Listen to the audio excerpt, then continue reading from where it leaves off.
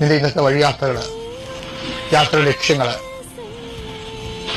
അതിൽ നിലനിൽക്കുന്ന തടസ്സങ്ങള്, അത് ചെയ്തു തീർക്കുന്നതിന് വേണ്ടി പലരുടെയും സഹായം നിനക്ക് ആവശ്യമുണ്ട്.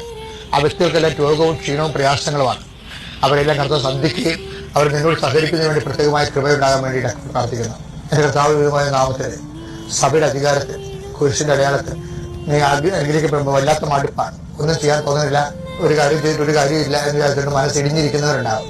കർത്താവിന്റെ വിശുദ്ധ രക്താവിനെ തുറക്കപ്പെടുകയും നീ പരിചയിക്കുകയും ചെയ്തിട്ട് പ്രാർത്ഥിക്കുന്നു. അമ്മേ, ഇന്ന് അച്ഛത്തിൽ പോകുന്നവരെ സമർപ്പിച്ച് പ്രാർത്ഥിക്കുന്നു. ഇന്ന് പണ സമ്പാദനത്തിന് വേണ്ടി പോകുന്നവരുണ്ട്. കൊടുക്കാവുന്ന കിട്ടാവുന്ന പറഞ്ഞ പണം വാങ്ങിക്കാൻ പോകുന്നവരുണ്ട്. അവിടെ ആശങ്ക അവിടെ ചെല്ലുമ്പോൾ അവർ വാക്ക് മാറല്ലെന്നായിരിക്കും. കർത്താവ് നീ കൂടെ പോണേ, നിന്റെ ദൂതനെ അയക്കണമെന്ന് പ്രാർത്ഥിക്കുന്നു.